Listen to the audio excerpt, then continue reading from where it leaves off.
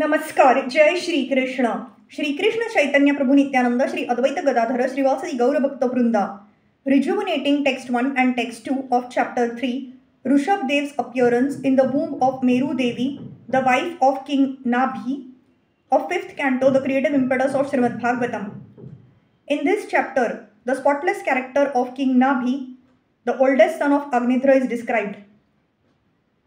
Wanting to have sons, Maharaj Nabhi underwent severe austerities and penances. He performed many sacrifices along with his wife and worshipped Lord Vishnu, master of all sacrifices.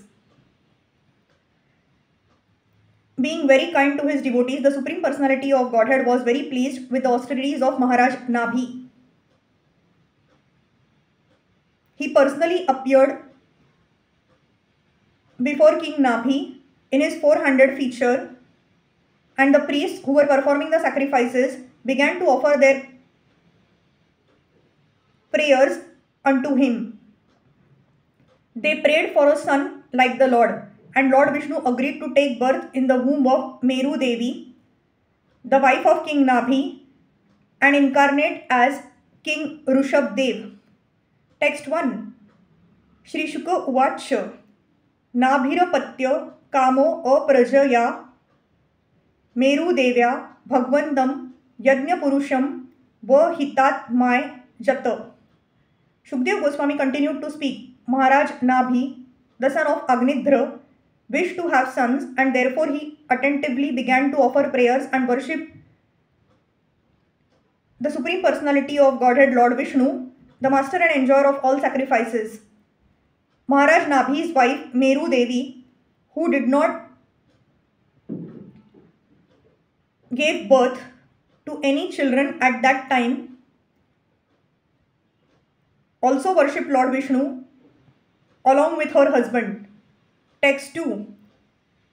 Tasya Havav Shraddhaya Vishuddha Bhaven Yajatah Pravargeshu Pracharassu Dravya Deshakal Mantrara Tviga Dakshina Vidhana Yogopapatya Duradhi Gamo Api Bhagwan Bhagvat Vatsalyataya Supratika Atmanam Parajitam Nija Janabhi Pretartha Vidhitsaya Gruhita Rudayo Rudayangamama Manonayana Nandanava Yavabhirama Mavishachakara. In the performance of a sacrifice, there are 7 transcendental means to obtain the mercy of the Supreme Personality of Godhead.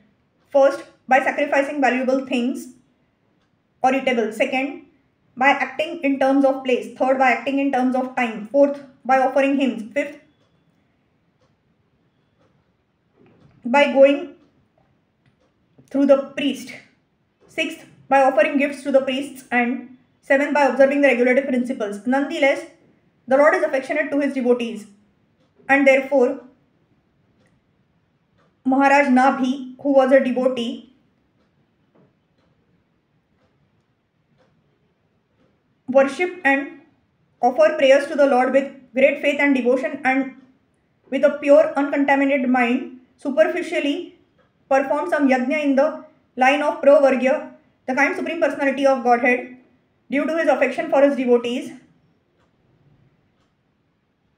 appeared before King Nabhi in his unconquerable and captivating form with 4 hands. In this way, to fulfill the desire of his devotee, the Supreme Personality of Godhead manifested himself in his beautiful body before his devotee.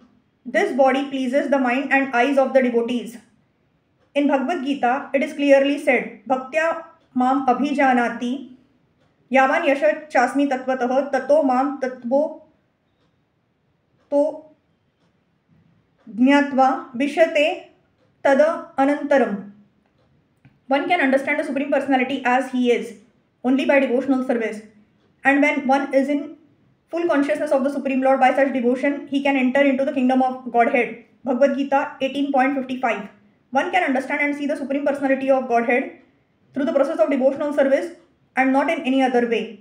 Although Maharaj Nabhi performed prescribed duties and sacrifices, it should still be considered that the Lord appeared before him not due to his sacrifices but because of his devotional service.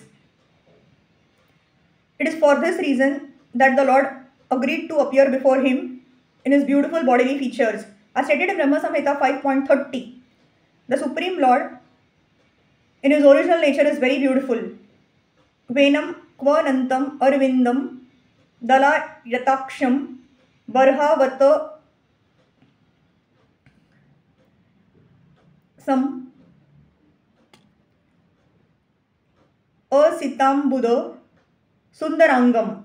The Supreme Personality of Godhead, although blackish, is very, very beautiful.